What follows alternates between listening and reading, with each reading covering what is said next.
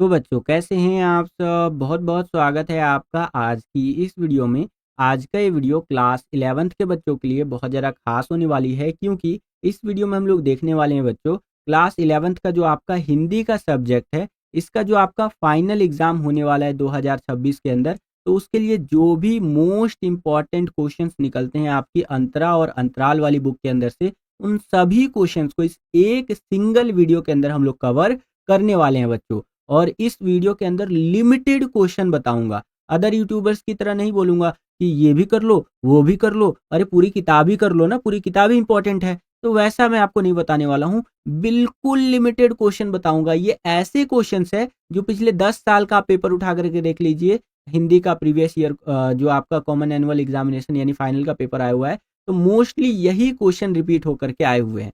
ठीक है। और मैं तो कहूंगा कि अगर आपके पास अभी के टाइम पे नोटबुक यानी कि कॉपी रखी हुई है ना, तो उसमें ये सारे क्वेश्चंस को नोट डाउन करते चलिए, क्योंकि बिल्कुल लिमिटेड क्वेश्चन है और सुपर इंपॉर्टेंट क्वेश्चन है। इससे बाहर तो क्या ही आ जाएगा यार एग्जाम के अंदर, है कि नहीं। और अगर आप चाहते हैं कि इसी प्रकार की वीडियोस मैं आपके लिए लेकर के आता रहूं, तो इस वीडियो पर 1000 लाइक्स कंप्लीट करवा दीजिएगा। तो ठोको लाइक, ठीक है, जिससे हमारा मोटिवेशन बढ़ सके। और चैनल पर अगर आप नए आ गए हैं, अभी तक आपने विद्यालय स्टडी पॉइंट को सब्सक्राइब नहीं किया है, तो सब्सक्राइब कर लीजिए। इसी तरह की वीडियोस हम आपके लिए लेकर के आते रहते हैं। जैसे ही आप चैनल को सब्सक्राइब करेंगे, बगल में आपको बेल का घंटी या घंटा कुछ भी कह सकते हैं, उसका आइकन देखने को मिलेगा। उसको प्रेस करके ऑल पे क्लिक कर दीजिएगा, जिससे कि जो भी हम नया वीडियो अपलोड करें उसका नोटिफिकेशन सबसे पहले आपके फोन पर आ जाया करे और आपकी तैयारी बहुत। यहाँ पर क्वेश्चन देखिए बच्चों, क्या पूछ रहे हैं हमसे कि मनुष्य की करुणा की भावना उसके भीतर गूंगेपन की प्रतिछाया है। कहानी के इस कथन को वर्तमान सामाजिक परिवेश के संदर्भ में स्पष्ट कीजिए। ठीक है। तो जो करंट हमारा सोसाइटी है, वर्तमान सामाजिक परिवेश है, ठीक है, उसको लेकर के यहाँ पर हमें आंसर लिखना है। ठीक है। तो चलिए समझते हैं आंसर कैसे लिखेंगे। कि लेखक कहता है कि करुणा के प्रति अन्याय होता देखकर मनुष्य में करुणा की भावना जागृत तो अवश्य होती है, परंतु अनेक कारणों से वह उसे व्यक्त नहीं कर पाता है। ठीक है। कि जब देखा जाता है मनुष्य के द्वारा कि कहीं पर अन्याय हो रहा है, कुछ इस तरह से गलत चीजें हो रही है, तो एक यहाँ पर इमोशनल जो फीलिंग होती है वो तो जरूर आता है मनुष्य के अंदर कि अरे यार ये क्या हो रहा है, नहीं हो रहा है। लेकिन वो अपने इन चीज़ों को व्यक्त नहीं कर पाता है। जो उसके अंदर चीज़ें आ रही होती है ना कि ये हमारे समाज में क्या हो रहा है, नहीं हो रहा है, तो अपनी चीज़ों को वो व्यक्त नहीं कर पाता है। ये कारण जैसे कि जिम्मेदारियों से बचने की प्रवृत्ति, कृत्रिम सुखों को खोने का भय, स्वयं किसी विपत्ति में फंसने की आशंका आदि हो सकती है। ठीक है। तो जो अपने फीलिंग्स को मनुष्य यहाँ पर नहीं बाहर ला पाता है, वो इसलिए होता है कि उसको लगता है कि कहीं ना कहीं उसके ऊपर कोई जिम्मेदारी ना आ जाए कि भैया तुम इसके प्रति ज़्यादा हमदर्द बन रहे हो, लो इसकी जिम्मेदारी तुम सौंपो। ठीक है। यहाँ पर उसके जो कृत्रिम सुख है, जिस सुख को वो यहाँ पर इंजॉय कर रहा है, कहीं ना कहीं उसके सुख ना चले जाए। ठीक है। और स्वयं पर विपत्ति ना आ जाए, खुद ना फंस जाए। तो इन आशंकाओं के कारण वो क्या करता है, जो उसके अंदर फीलिंग आ रही होती है उसको वो दबा करके रखता है, कभी वो उसको बाहर नहीं आने देता है। ठीक है। उसकी करुणा की भावना को कर्म रूपी में परिवर्तित नहीं होने देते हैं ये चीज़ें। ठीक है। जो उसके अंदर एक भावना उमड़ करके आती है कि ये गलत चीज़ हो रहा है हमारे समाज में, ये चीज़, तो वो बस वहीं तक सीमित रह जाता है। कभी भी उसको भावना से वो कुछ कर नहीं पाता है। क्यों? क्योंकि उनको इस चीज़ों का डर रहता है कि उसका सुख ना चला जाए, वो खुद ना फंस जाए। समझ रहे हैं। आगे देखिए बताया गया है कि अतः उसकी करुणा की भावना मौन रूप धारण कर लेती है और वह अपने में साहस नहीं कर पाता कि उस भावना को साकार कर सके। यह चमेली के पति के बारे में कहा गया है। ये किसके पति के बारे में कहा गया है बच्चों? चमेली के पति के बारे में कहा गया है। ठीक है। तो आशा करता हूँ कि ये क्वेश्चन आपको समझ में आया होगा। इंपॉर्टेंट क्वेश्चन है बच्चों, ध्यान रखिएगा। एग्जाम में ये क्वेश्चन कई बार रिपीट होकर के आ रखे हैं और इसको आप मोस्ट इंपॉर्टेंट क्वेश्चन भी कह देंगे, तो इसमें भी कोई दो राय नहीं है बच्चों। क्लियर है? चलिए अगला क्वेश्चन देखिए बच्चों, यहाँ पर क्या पूछ रहा है हमसे कि हमें विकलांगों के प्रति कैसा व्यवहार करना चाहिए। जो विकलांग होते हैं अर्थात दिव्यांग व्यक्ति होते हैं, तो उनके साथ हमें कैसा व्यवहार यहाँ पर करना चाहिए।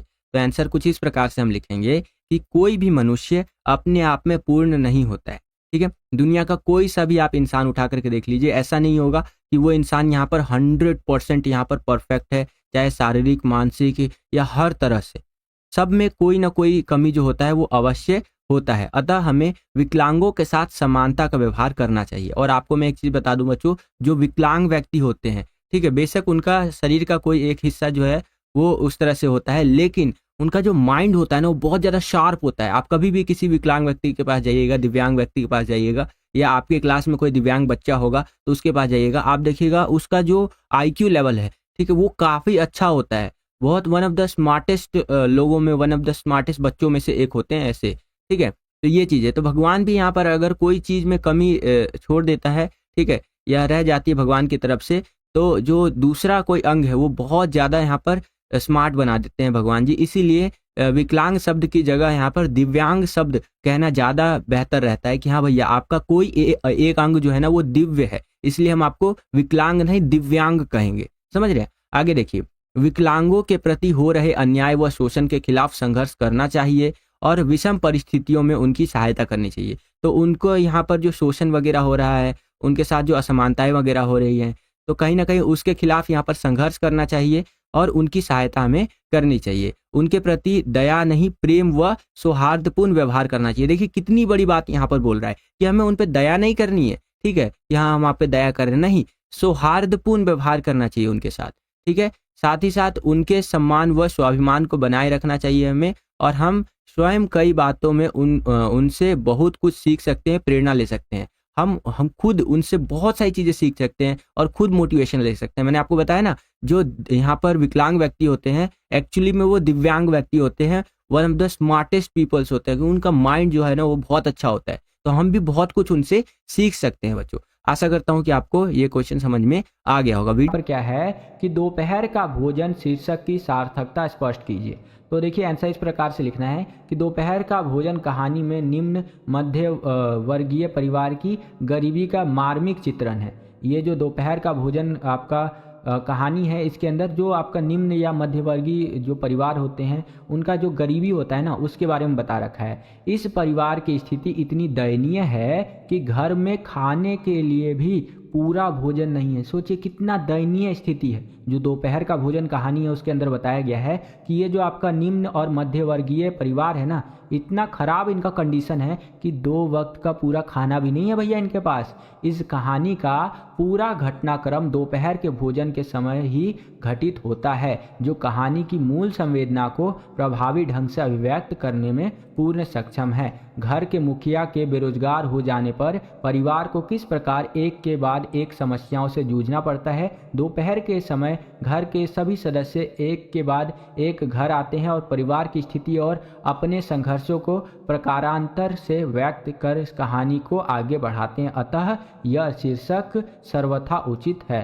ठीक है, तो इस तरह से आप लिख सकते हैं कि भैया कितना ज़रा गरीब है कि दोपहर में इनको इस तरह से समझ में आता है कि भैया दिक्कत वाली बात है। ठीक है, और इतना भी इनके पास खाना नहीं है कि 2 वक्त का खाना ये खा सके।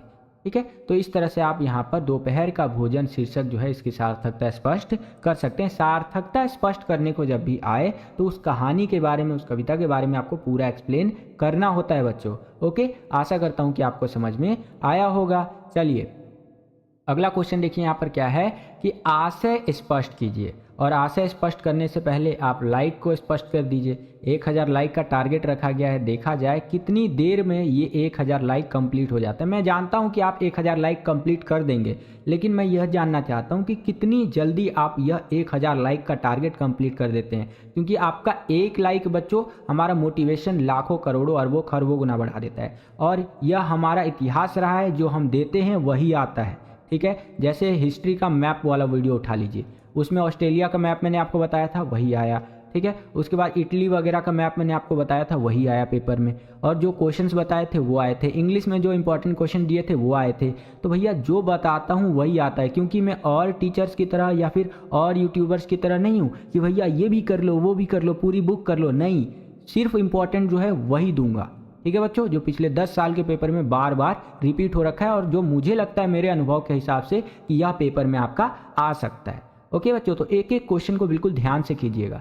चलिए यहाँ पर देखिए आशय स्पष्ट कीजिए। चलिए इसका आशय स्पष्ट कर देते हैं इस तरह से हमारा कि आजकल सब जगह अंधेरा छाया रहता है, रातें बेहद काली होती हैं, अपना ही हाथ नहीं सूझता। टॉर्च बेचने वाला, देखिए इस तरह से ये आपका दे रखा है ना, तो इसका आशय आप ऐसे स्पष्ट कर सकते हैं कि टॉर्च बेचने वाला व्यक्ति लोगों का अंधेरे का भयावह चित्र खींचते हुए अपनी टॉर्च बेचना चाहता है। अंधकार में अपराध होते हैं, व्यक्ति को कुछ नहीं सूझता, अंधेरे का डर दिखाकर टॉर्च बेचकर लाभ कमाने की रणनीति कारगर रहती है। लोगों को अंधेरे का डर दिखाकर, अरे भैया देखो अंधेरा में ये हो जाएगा, आपके साथ छीना झपटी हो जाएगी, एजुकेशनल पर्पस के लिए बता रहा हूँ, ये हो जाएगा, ये टॉर्च खरीद लो, देखो भैया एक नंबर का टॉर्च है, एकदम जानदार टॉर्च है, आज खरीदोगे तो 50 साल तक टिकेगा यार, ठीक है, तो ये खरीद लीजिए। और इस तरह से अंधेरे का भय दिखा करके क्या किया जाता है, यहाँ पर टॉर्च को बेचा जाता है बच्चों। तो ये जो आपकी लाइनें दी गई है इसका आशय आपका यही है, ठीक है बच्चों। चलिए नेक्स्ट क्वेश्चन देखिए, काफी इंपॉर्टेंट है और ज्योतिबाई फूले से रिलेटेड एक क्वेश्चन बनेगा बच्चों, जो मुझे लगता था कि ये क्वेश्चन बन सकता है, ये मैंने आपको यहाँ पर करवा दिया। बाकी ज्योतिबाई फूले से रिलेटेड पढ़ लीजिएगा आप, ठीक है। यहाँ पर देखिए तीसरा क्वेश्चन क्या है कि ज्योतिबाई फूले जो है, या ज्योतिबा फूले जो है, उनका नाम समाज सुधारकों की सूची में शुमार क्यों नहीं किया गया, तर्क सहित उत्तर लिखिए। तो आंसर आप इस प्रकार से लिखेंगे, भारत के प्रमुख समाज सुधारकों की सूची में ज्योतिबा फूले के शामिल नहीं किया गया। इसके प्रमुख कारण थे, पहला कि उच्च वर्गीय सूची निर्माता, इस सूची को बनाने वाले लोग समाज के उच्च संभ्रांत वर्ग व ब्राह्मणवादी मानसिकता व उनके अधिकारों के समर्थक थे और वे स्वयं समाज के इसी वर्ग से संबंधित थे। जो इस सूची को बनाते हैं कि हाँ भैया कौन अच्छा है कौन खराब है, वो खुद ऊंची पद पर थे, इसीलिए उन्होंने ज्योतिबा फूले का नाम इसके अंदर नहीं लिया। नेक्स्ट, ज्योतिबा फूले के क्रांतिकारी विचार, वे नहीं चाहते थे कि ज्योतिबा फूले के क्रांतिकारी मानवतावादी विचार आम जनता तक पहुँचे। इस कारण से ही यहाँ पर हमें देखने को मिला कि उनका जो नाम है यहाँ पर वो समाज सुधारकों की सूची में टॉप पे नहीं था, नहीं यहाँ पर हमें देखने को भी मिला, ठीक है। आगे यहाँ पर बता रखा है, इसका कारण यह था कि यदि आम जनता उनके विचार से प्रभावित हो गई तो समाज के निम्न वर्ग पर से उनका वर्चस्व समाप्त हो जाएगा। इसलिए भी यहाँ पर समाज के उच्च और कह लीजिए धनी वर्ग, ब्राह्मणवादी सोच के लोगों ने उनका नाम नहीं रखा, इसलिए क्योंकि भैया अगर इनके विचार लोग पढ़ने लग गए, जनता पढ़ने लग गई, तो भैया इनका जो दबदबा है ना ऊंचे वर्ग वालों का, वो दबदबा छीन जाएगा, ठीक है बच्चों। नेक्स्ट यहाँ पर देखिए बता रखा है कि ज्योतिबा फूले की शिक्षा नीति, शिक्षा पर किसी का एकाधिकार नहीं है, दलित वर्ग, शोषण व निम्न वर्ग को भी पढ़ने का अधिकार है, साथ ही वे स्त्री स्वतंत्रता, समानता व शिक्षा उनके बराबर अधिकार की बात करते हैं। यदि शिक्षा द्वारा समाज में ये परिवर्तन हुए तो समाज में उच्च वर्ग ब्राह्मणवादी सोच वर्चस्व पर प्रभाव होगा, अतः यह शिक्षा नीति समाज के उच्च वर्ग के खिलाफ थी, इसीलिए उन्होंने ज्योतिबा फूले का नाम समाज सुधारकों की सूची में नहीं रखा। तो एक ये पॉइंट भी आप लिख सकते हैं। इंपॉर्टेंट क्वेश्चन है बच्चों, ध्यान रखिएगा, पेपर में आने की संभावना है इस क्वेश्चन की। ओके चलिए अगला क्वेश्चन देखिए, यहाँ पर हमारा चौथा क्वेश्चन क्या पूछ रहा है कि खाना बदोश कहानी में आज के समाज की किन किन समस्याओं को रेखांकित किया गया है, इन समस्याओं के प्रति कहानीकार के दृष्टिकोण को स्पष्ट कीजिए।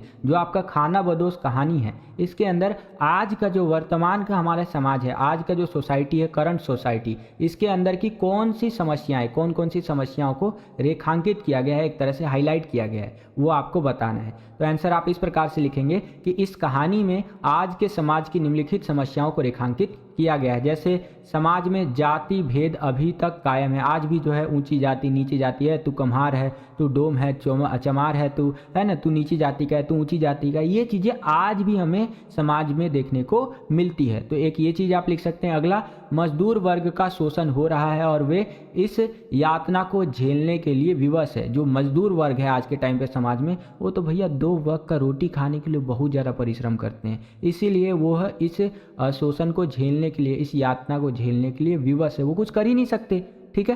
तो एक ये पॉइंट भी आप लिख सकते हैं। मजदूर अभी भी नारकीय जीवन जीते हैं, जो नरक वाला जीवन होता है ना एक तरह से, वैसा जीवन जीते हैं। उनके लिए सुविधाओं का अभाव हमें आज भी देखने को मिलता है। किनका? मजदूरों का बच्चों, ठीक है।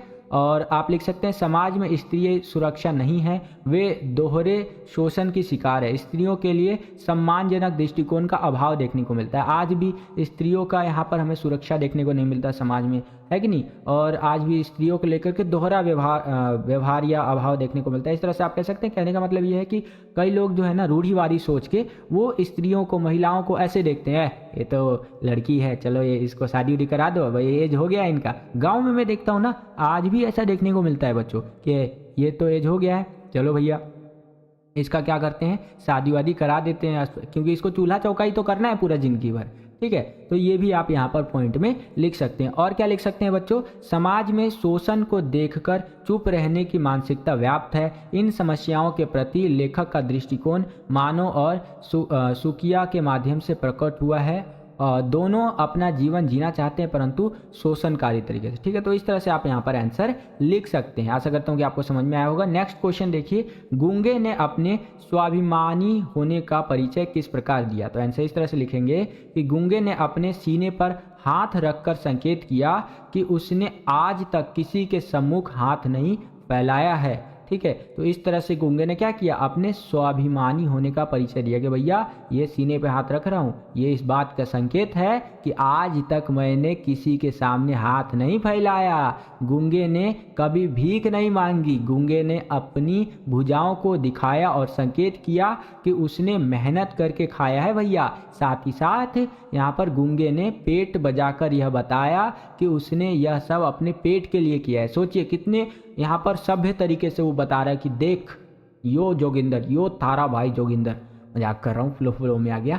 तो यहाँ पर गूंगे ने यहाँ पर अपने सीने पे हाथ रख के बताया कि आज तक मैंने कभी हाथ नहीं फैलाया, भीख नहीं मांगी मैंने, और अपनी भुजाओं को दिखाया, यानी अपनी हाथों को दिखाया और संकेत किया कि उसने मेहनत करके खाया है, और पेट जो है उसको बजाकर बताया कि यह सब किसके लिए किया है गूंगे ने, तो वो पेट के लिए किया है। तो इस प्रकार से आप आंसर लिख सकते हैं कि गूंगे ने अपने स्वाभिमानी होने का परिचय किस प्रकार दिया। ठीक है, तो इस प्रकार से दिया, यहाँ पर आप देख सकते हैं। नेक्स्ट अब हम लोग आ गए हैं यहाँ पर अगले क्वेश्चन के अंदर। यहाँ पर हाँ ठीक है, चलिए यहाँ पर अगला क्वेश्चन देखिए, खानाबदोश जो कहानी है इसकी मूल संवेदना या भाव कह लीजिए, इस पर प्रकाश डालिए। तो आंसर इस प्रकार से आप लिखेंगे कि खानाबदोश कहानी की मूल संवेदना है मजदूर वर्ग का शोषण। इस कहानी के अंदर यह दिखाया गया है कि मजदूर वर्ग का जो शोषण है वो किस प्रकार से होता है। इस कहानी में जो है लेखक ने मजदूरी करके किसी तरह गुजर बसर कर रहे मजदूर वर्ग के शोषण तथा यातना को चित्रित किया है कि भैया किस तरह से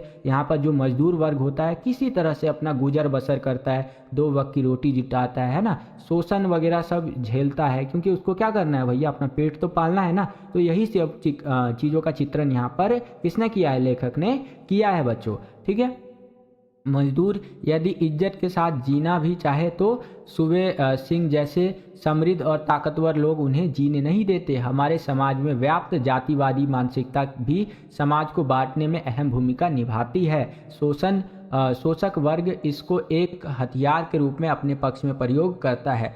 ठीक है, तो यहाँ पर बेसिकली यही बताया गया है कि मजदूर अगर अपना अच्छे से जीना भी चाहे तो जो अमीर लोग हैं वो उनको दबाने का प्रयास करते हैं। ठीक है, तो यही सारी चीज़ें आपका इस कहानी के अंदर बताया गया है, जो कि आप मूल संवेदना के अंदर लिख सकते हैं बच्चों। ओके, आशा करता हूँ कि आपको समझ में आया होगा। वीडियो पॉज करके आप पूरा का पूरा रीड भी कर सकते हैं, इंपॉर्टेंट है, ये भी ध्यान रखिएगा।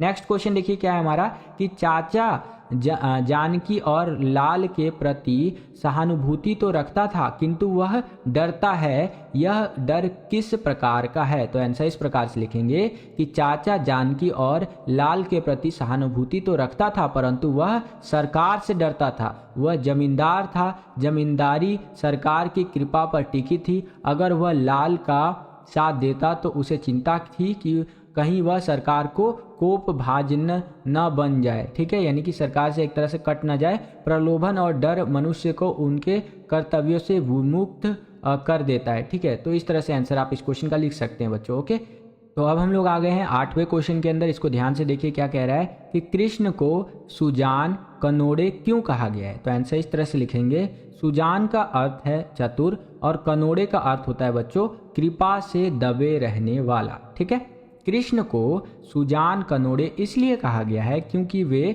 मुरली के अधीन होकर कार्य करते हैं। मुरली ने चतुर कृष्ण को भी अपना कृतज्ञ बना लिया है और वे मुरली की आज्ञा का पालन करते हैं, इसीलिए यहाँ पर कृष्ण को सुजान और कनोड़े कहा गया है बच्चों। ठीक है, चैनल पर अगर आप नए आ गए हैं, विद्यालय स्टडी पॉइंट को अभी तक आपने सब्सक्राइब नहीं किया है तो सब्सक्राइब कर लीजिए। इसी तरह की वीडियोस हम आपके लिए लेकर के आते रहते हैं। जैसे आप चैनल को सब्सक्राइब करेंगे, बगल में आपको बेल का घंटा कुछ भी कह सकते हैं उसका आइकन देखने को मिलेगा, उसको प्रेस करके ऑल पे क्लिक कर दीजिएगा, जिससे कि जो भी हम नया वीडियो अपलोड करें उसका नोटिफिकेशन सबसे पहले आपके फ़ोन पर आ जाया करे और आपकी जो तैयारी एग्जाम्स के लिए वो और भी बेहतर से बेहतर तरीके से हो सके। 9वां क्वेश्चन देखिए बच्चों यहाँ पर क्या है कि भारतेंदु के समय हिंदुस्तान की दशा कैसी थी। ठीक है, तो आंसर आप इस प्रकार से लिखेंगे कि भारतेंदु जी के समय देश की सामाजिक, धार्मिक, राजनीतिक, आर्थिक स्थिति पिछड़ी हुई थी। ठीक है, यानी कि देश की कोई सी भी स्थिति उठा करके आप देख लीजिए, चाहे वो सामाजिक स्थिति हो, धार्मिक स्थिति हो,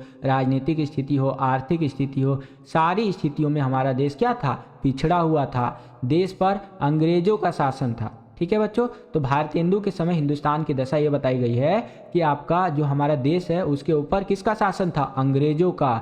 वह हमारा सारा कच्चा माल सस्ते दामों पर खरीद कर अपने देश भेजते थे और वहाँ का माल हमारे देश में मनमानी कीमतों पर बेचते थे। देखिए, हमारा कच्चा माल जो था, रॉ मटेरियल, वो खरीद लेते थे, उससे वो पका हुआ माल यानी कि जो फाइनल प्रोडक्ट है उसको बना देते थे और हमारे देश में आकर के मनमाने दाम पे बेचते थे। अंग्रेज लोगों ने तो इतना ज़्यादा जुल्म ढा रखा था हमारे देश के ऊपर, हमारे देश के लोगों के ऊपर, कि हमारे देश में नमक बनाने की भी आज़ादी नहीं थी। जी हाँ बच्चों, वही नमक जो आप अपने घर में आपकी मम्मी जो है वो सब्जी वगैरह में, दाल में, अलग अलग खाने में डालती होंगी, हमारे देश के लोगों को नमक बनाने की भी आज़ादी नहीं थी। सोचिए, अंग्रेजों ने कितना ज़्यादा जुल्म ढाया था हमारे देश के ऊपर, 200 साल तक लूटा था हमें दबा करके।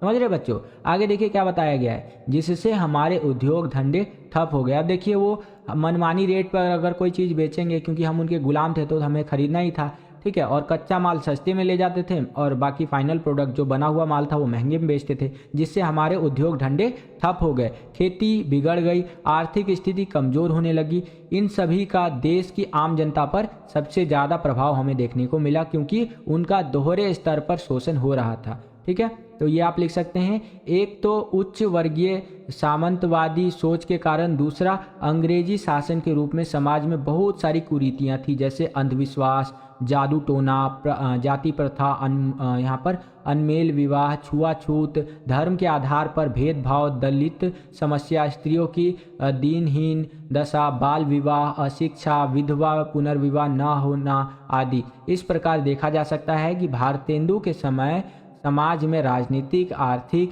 धार्मिक प्रत्येक स्तर पर भेदभाव, शोषण, अन्यायहीन भावना आदि व्याप्त हमें देखने को मिली थी बच्चों। तो इस प्रकार से इस क्वेश्चन का आंसर आप लिख सकते हैं। ठीक है, चलिए अब हम लोग आ गए हैं 10वें क्वेश्चन के अंदर। यहाँ पर देखिए क्वेश्चन क्या है हमारा कि बादलों का वर्णन करते हुए कवि को कालिदास की याद क्यों आती है, बताइए। तो आंसर आप इस प्रकार से लिखेंगे कि बादलों का वर्णन करते हुए कालिदास की याद कवि को इसलिए आती है कि कालिदास द्वारा रचित मेघदूत में धन कुबेर ने यक्ष को 1 वर्ष का जो निर्वासन दंड दिया था, उस अवधि में यक्ष ने मेघ बादल को दूत बनाकर अपनी प्रिया के पास अपने संदेश भेजा था। तो एक ये चीज़ लिख सकते हैं जिस कारण से उसको कालिदास की याद आती है, और चीज़ लिख सकते हैं कि कवि ने स्थानों को खोजने का प्रयास किया जिनका उल्लेख मेघदूत में है, पर वे कहीं नहीं मिले, न आकाश गंगा मिली और न वह मेघ मिला। इसी कारण कवि को उनकी याद आती है बच्चों। तो इस कारण से आप यहाँ पर लिख सकते हैं कि कालिदास को, कवि को जो है कालिदास की याद आती थी। ठीक है, चलिए 11वां क्वेश्चन देखिए बच्चों, यहाँ पर क्या पूछ रहा है हमसे कि मनुष्य क्यों मरता है, पंक्ति में निहित व्यंग्य स्पष्ट कीजिए। ठीक है, तो आंसर आपको इस प्रकार से लिखना है, इस पंक्ति में यह व्यंग्य निहित है, यानी व्यंग्य इसके अंदर है कि जो लोग अन्याय अत्याचार को झेलते हैं वे मरे हुए के समान होते हैं। जिंदा लोगों को मरे हुओं के समान जीवन नहीं बिताना चाहिए, उसे मृतकों के समान नहीं रहना चाहिए। निरंकुश व्यवस्था के विरुद्ध उसे अपनी आवाज़ उठानी चाहिए। व्यवस्था को जनतांत्रिक बनाने के लिए हस्तक्षेप करना चाहिए। इसीलिए यहाँ पर बताया गया है कि मनुष्य क्यों मरता है। ठीक है, यहाँ पर यही कह रहा है बेसिकली बच्चों कि जो व्यक्ति जीवित है उनको चुप नहीं रहना चाहिए। अगर कोई चीज़ गलत हो रहा है, कोई अत्याचार हो रहा है, तो उसको झेलते हुए नहीं रहना चाहिए, उसके खिलाफ आवाज़ उठाना चाहिए। क्योंकि मृत व्यक्ति कभी आवाज़ नहीं उठाता, जीवित व्यक्ति ही आवाज़ उठाता है। ठीक है। तो इस प्रकार से आंसर आपको लिखना है। 12वां क्वेश्चन देखिए बच्चों, यहाँ पर क्या है कि माँ की आंखें पड़ाव से पहले ही तीर्थ यात्रा की बस के 2 पंचर पहिए हैं, कैसे? तो आंसर इस तरह से लिखेंगे कि कवि सुदामा पांडे धूमिल ने माँ की आंखों को तीर्थ यात्रा की बस के 2 पहिए कहा है। पड़ाव शब्द का प्रयोग प्रतीकात्मक है, वह मनुष्य का प्रतीक है। 2 पंचर पहिए का प्रतीकार्थ है ज्योति विहीन 2 आंखें, अपेक्षित गंतव्य तक न पहुंच पाने की यातना पंचर पहिए से व्यक्त होती है बच्चों। तो इस प्रकार से आंसर आपको लिखना है। देखिए कुछ क्वेश्चंस के आंसर आपको थोड़े टफ लग सकते हैं, इसका कारण ये है जिस भी बच्चे को टफ लग रहा है उसने पूरे साल भर कुछ नहीं पढ़ा है, ठीक है। तो अगर आपको कोई क्वेश्चन का आंसर टफ लगता है, इसका मतलब ये बिल्कुल भी नहीं है, कतई नहीं है कि वो क्वेश्चन एकदम ऐसा है कि पेपर में नहीं आ सकता है। जो भी क्वेश्चन मैं इस वीडियो में आपको बता रहा हूँ सारे इंपॉर्टेंट है, एक एक क्वेश्चन को बिल्कुल ध्यान से देख करके जाइएगा बच्चों, ठीक है। नेक्स्ट क्वेश्चन देखिए यहाँ पर क्या है हमारा, और ये सारे questions verified bye Krishna sir है, ठीक है। मेरे से भी ज़्यादा अनुभव कृष्णा सर का है 11वीं कक्षा को पढ़ाने का, तो उनका भी बिल्कुल वेरिफिकेशन मिल चुका है कि हाँ बच्चों को ये क्वेश्चन करवा दिए जाए जय सर, तो मैं आपको ये क्वेश्चन करवा रहा हूँ बिल्कुल डिटेल में स्टडी करके, ठीक है। तो एक एक क्वेश्चन को बिल्कुल ध्यान से देखते हुए चलिए बच्चों। 13वां क्वेश्चन देखिए क्या है, कामिन को है बालम प्यारा ज्यों प्यासे को नीर रे से कबीर का क्या आशय है, स्पष्ट कीजिए। तो कबीर जी बताना चाहते हैं कि जिस प्रकार किसी प्यासे को पानी की सर्वाधिक चाहत होती है वह उसके लिए तड़पता है तथा उसकी प्राप्ति के लिए हर संभव प्रयत्न करता है और पानी मिलते ही उसके कंठ की प्यास बुझ जाती है और उसे चैन आ जाता है, ठीक उसी प्रकार कामिनी अर्थात स्त्री को अपना बालम अर्थात पति बहुत ज़्यादा प्यारा होता है। यहाँ आत्मा को कामिनी यानी स्त्री के रूप में माना गया है और आत्मा को अपने परमात्मा अत्यंत प्रिय लगते हैं, उसके बिना वह बेचैन है क्योंकि उसका चैन परमात्मा के पास ही है। तो इस तरह से बताया गया है कि अगर किसी को प्यास लग रहा है तो उसको भैया यहाँ पर पानी की ज़रूरत है, जैसे पानी मिल गया वो उसका प्यास बुझ गया, ठीक है, उसको चैन आ गया। और उसी प्रकार से एक जो स्त्री होती है, एक जो महिला होती है, उसको अपने पति से बहुत ज़्यादा प्यार होता है, उसको अपने पति को लेकर के बहुत ज़्यादा लालसा होती है। तो इसी संदर्भ में आपको यहाँ पर आंसर बता रखा है, ठीक है बच्चों। आशा करता हूँ कि आपको समझ में आया होगा। अगला प्रश्न देखिए हमारा यहाँ पर क्या है, ये अब अभिव्यक्ति माध्यम के क्वेश्चन आ गए, इनको ध्यान से देखते हुए चलिए बच्चों, ठीक है। यहाँ पर आपका जो दोनों बुक था हिंदी का मैंने आपको करवा दिया, ये जो क्वेश्चंस मैं आपको करवा रहा हूँ ये आपका थर्ड बुक बोले तो अभिव्यक्ति और माध्यम की जो तीसरी बुक है उससे करवा रहा हूँ। कई सारे बच्चों को तो पता भी नहीं है कि उनका एक तीसरा बुक भी है अभिव्यक्ति और माध्यम का, ठीक है। तो उसके अंदर से मोस्ट इंपॉर्टेंट क्वेश्चंस करवा रहा हूँ जिसका पेपर में आने की संभावना बहुत ज़्यादा है बच्चों। देखिए क्वेश्चन क्या है, 14वां क्वेश्चन कि पत्रकारिता के प्रकार का वर्णन कीजिए। देखिए पत्रकारिता के कई सारे प्रकार होते हैं। पहला है आपका खोज परक पत्रकारिता। ये क्या होता है, ऐसी पत्रकारिता जिसमें गहराई से छानबीन करके ऐसे तथ्यों सूचनाओं को सामने लाने की कोशिश की जाती है जिन्हें पहले दबाने या छुपाने का प्रयास किया जा रहा हो। आज इसी को स्टिंग ऑपरेशन कहा जाता है, ठीक है। तो अगर आपसे क्वेश्चन पूछ ले कि स्टिंग ऑपरेशन क्या होता है या खोज परक पत्रकारिता क्या होता है, दोनों का आंसर एक ही होगा कि इसके अंदर क्या होता है, इस पत्रकारिता के अंदर कि ऐसी यहाँ पर तथ्यों को सूचनाओं को सामने लाने का प्रयास किया जाता है गहराई से छानबीन करके जिन्हें पहले दबाने या छुपाने का प्रयास किया गया हो। एग्जाम्पल के लिए मान लीजिए कि आपके घर के बगल में एक रोड बन रहा है, ठीक है। अब इस रोड को बनाने के लिए सरकार की तरफ से 100 करोड़ रुपए आए हैं, ठीक है। और इस रोड को बनाने में जो ठेकेदार है उन्होंने लगाया तो 30 करोड़ है, ठीक है। बाकी का 70 करोड़ जो है उनकी जेब में चला गया बच्चों। तो अब क्या किया जाएगा, अगर ये रोड में कहीं दिक्कत आएगा या कुछ आएगा तो ठेकेदार लोग कोशिश करेंगे कि इसको छुपाया जाए, दबाया जाए, ये ना पता चले कि कितना पैसा हमने इसमें लगाया है। 100 करोड़ तो आया हमारे पास, लेकिन कितना हमने लगाया, इस पे पूरा खर्चा किया है, वो चीज़ छुपाने का काम करेंगे कौन, ठेकेदार लोग। तो इन्हीं को यहाँ पर एक्सपोज करने के लिए जो पत्रकार होंगे ये खोज परक पत्रकारिता या फिर स्टिंग ऑपरेशन करेंगे, जिसके अंदर ये ठेकेदारों से उगलवाने का कोशिश करेंगे कि हाँ बताइए कितना पैसा लगा है, अरे हम तो आपके दोस्त हैं, हम भी आप ही से ठेकेदार है यार, हमें नहीं बताइएगा, हम थोड़ी ना किसी को बता रहे हैं, ठीक है। यही बातें करके मीठी मीठी बातें करके ये स्टिंग ऑपरेशन करेंगे अपने एक पेन रखेंगे अपने जेब में और उस पेन के अंदर कैमरा लगा हुआ होगा और जैसे ही मीठा मीठा बात बोल के ये मुंह से निकलवा लेंगे, उस चीज़ को रिकॉर्ड करेंगे और उसको कर देंगे यूट्यूब पर अपलोड और वो क्लिप हो जाएगा वायरल। पता चलेगा भैया 70 करोड़ तो ठेकेदार अपना जेबुए में रख लिया। और भैया यहाँ पर एक पत्रकार आया जिसने स्टिंग ऑपरेशन किया,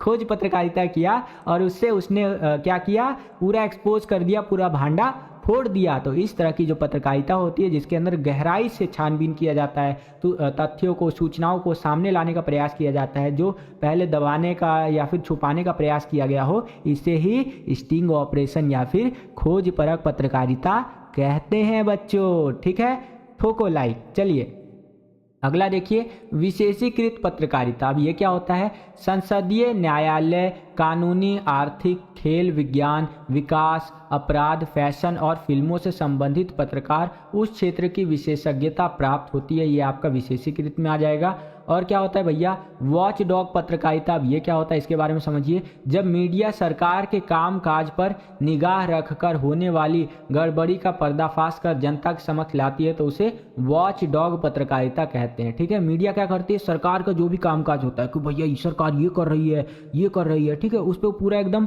ध्यान रखती है, निगाहें रखती है, चील की निगाहें रखती है। वो राउंड टू हेल में नहीं बोलता है चील की निगाहें मेरी, ठीक है, वैसी चील की निगाहें रखती है और जो भी गड़बड़ी होता है उसका पर्दाफाश करके जनता के सामने लेकर के आती है, तो उसे ही वॉच डॉग पत्रकारिता कहते हैं बच्चों। ठीक है, आगे देखिए यहाँ पर क्या है हमारा, एडवोकेसी पत्रकारिता। अब ये क्या होता है जी? जब कोई समाचार संगठन किसी मुद्दे को उछालकर उसके पक्ष में जनमत हासिल करने के लिए अभियान चलाते हैं तो उसे एडवोकेसी या फिर पक्षधर पत्रकारिता कहते हैं। तो अगर क्वेश्चन बन जाए पक्षधर पत्रकारिता या फिर एडवोकेसी पत्रकारिता, तो दोनों का आंसर यही होगा कि जब कोई समाचार संगठन किसी मुद्दे को उछालकर उसके पक्ष में जनमत हासिल करने का अभियान चलाते हैं तो वो आपका एडवोकेसी पत्रकारिता या फिर पक्षधर पत्रकारिता होता है बच्चों। नेक्स्ट क्वेश्चन, वैकल्पिक पत्रकारिता क्या होता है? तो इसमें देखिए, जो मीडिया स्थापित व्यवस्था के विकल्प को सामने लाने और उसके अनुकूल सोच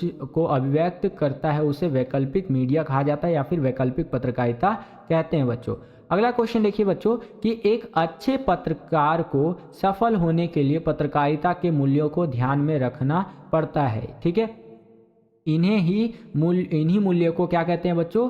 आपका पत्रकार की बैसाखियां भी कहा जाता है। वो क्या क्या होती हैं? अगर कोई एक अच्छा पत्रकार है तो उसके लिए क्या क्या बैसाखी हो सकता है, क्या क्या अच्छी चीज़ें हो सकती है जिनका ध्यान रख करके वो सफल हो सकता है? तो भैया पहले तो वो सच्चाई को दिखाए, ठीक है, संतुलन बनाए रखे, बैलेंस बनाए रखे, जो भी पत्रकारिता वो करे उसके अंदर वो बैलेंस बनाए, ठीक है, निष्पक्ष हो, किसी के पक्ष में जाकर के, किसी के फेवर में जाकर के पत्रकारिता न करे, ये उसको ध्यान रखना चाहिए। स्पष्ट रूप से जो भी करे एकदम क्लियर कट करे, स्पष्ट करे। तो इन चीज़ों को अगर ध्यान में वो रखता है पत्रकार तो वो एक सफल पत्रकार बन सकता है बच्चों। नेक्स्ट क्वेश्चन क्या है देखिए यहाँ पर कि डेडलाइन से क्या अभिप्राय है? तो डेडलाइन का आंसर देखिए, समाचार माध्यमों में किसी समाचार को प्रकाशित या फिर प्रसारित होने के लिए पहुंचने की आखिरी समय सीमा को डेडलाइन कहा जाता है, जिसे समय सीमा भी कहते हैं बच्चों। लास्ट एकदम टाइम होता है, इसे डेडलाइन कहेंगे, नाम से ही पता चल रहा है। नेक्स्ट क्वेश्चन देखिए, डायरी क्या है? डायरी लिखते समय किन बातों का ध्यान रखना चाहिए? ध्यान से समझिएगा इसको, इसके अंदर कई सारी चीजें मैंने एक्सप्लेन करने का प्रयास आपको किया है। देखिए डायरी के बारे में समझिए कि डायरी एक मोटी जिल्द वाली नोटबुक होती है जिसके पन्नों पर साल के 365 दिनों की तिथियां क्रम से सजी होती हैं। ठीक है, एक मोटी जिल्द वाली, एक इस तरह से कह लीजिए आपका पन्नों का होता है, नोटबुक टाइप का, जिसके अंदर साल का 365 दिन का 365 डेज का जो डेट वगैरह होता है सब कुछ वहाँ पर सजा हुआ होता है लाइन से। हर पृष्ठ पर खाली जगह छूटी हुई होती है जिसे हम सूचनाओं या निजी बातों को दर्ज करके मतलब वहाँ पर इस्तेमाल कर सकते हैं। ठीक है, अब देखिए डायरी लिखते समय कुछ बातों का ध्यान रखना आवश्यक होता है, जैसे डायरी लिखना अपने साथ एक अच्छी दोस्ती कायम करने का बेहतरीन जरिया है। डायरी या तो किसी नोटबुक में या पुराने साल की डायरी में लिखी जानी चाहिए। पुराने साल की डायरी में पहले ही छपी हुई तिथियां की जगह अपने हाथ से तिथि डालना चाहिए। जो पुराना डायरी होगा उसके अंदर पहले का डेट वगैरह होगा तो उसको काट के अभी का डेट डालना चाहिए अगर आप पुराना डायरी इस्तेमाल करते हैं तो ये आपका डायरी लिखते समय कुछ बातों का आपको ध्यान रखना चाहिए वो बताया गया है। और इसके भी नीचे अगर चले बच्चों तो आपको यहाँ पर देखने को मिलेगा कि कुछ प्रसिद्ध डायरियाँ और उनके लेखक बता रखे हैं, जैसे the diary of a young girl, ये काफ़ी फेमस डायरी है जो कि एनी फ्रैंक के द्वारा लिखी गई है, जिसके अंदर युद्ध वगैरह के बारे में बहुत सारी चीज़ें मेंशन की गई है, जो कि बहुत अच्छा है। कभी आपको समय मिले तो पढ़िएगा। अगला है एक साहित्यकार की डायरी, जो कि आपका गजानंद माधव मुक्ति बोध जी का है। ठीक है, तो इस तरह से आप यहाँ पर कुछ फेमस डायरियों के बारे में देख सकते हैं और उनके लेखक के बारे में देख सकते हैं। तो यहाँ पर आपका 17वां क्वेश्चन समाप्त होता है। 18वां क्वेश्चन देखिए बच्चों, यहाँ पर क्या है कि दृश्य लेखन से क्या अभिप्राय है। जो आपका दृश्य लेखन होता है वो क्या होता है, तो इसकी जो परिभाषा है, इसकी जो डेफिनेशन है उसको समझिए बच्चों। जब किसी फिल्म या धारावाहिक, फिल्म मतलब आपको फिल्म तो पता ही होगा, धारावाहिक सीरियल वगैरह की बात कर रहा है, कि किसी भी दृश्य में दिखाए जाने वाले दृश्य को, ठीक है, या फिर कोई पात्र, कोई कैरेक्टर हो, कोई संवाद हो या अन्य होने वाली क्रियाओं का लिखित रूप तैयार किया जाता है।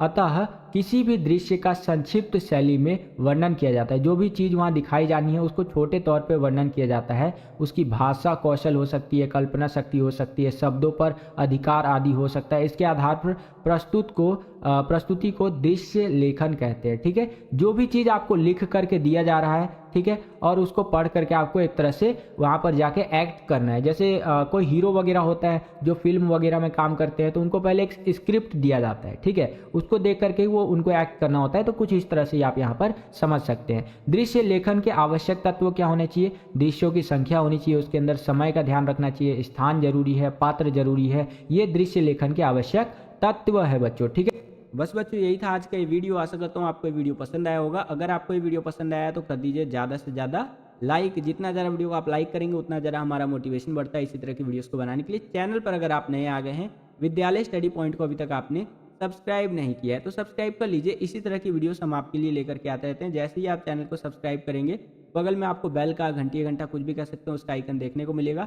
उसको प्रेस करके ऑल पे क्लिक कर दीजिएगा, जिससे कि जो भी हम नया वीडियो अपलोड करें उसका नोटिफिकेशन सबसे पहले आपके फ़ोन पर आ जाया करे और आपकी जो तैयारी एग्जाम्स के लिए वो और भी बेहतर से बेहतर तरीके से हो सके। इस वीडियो के लिए इतना ही। मिलता हूँ आपसे अगली और एक्साइटिंग वीडियो में। तब तक के लिए खुश रहिए, खुश रखिए सभी को। जय हिंद, वंदे मातरम।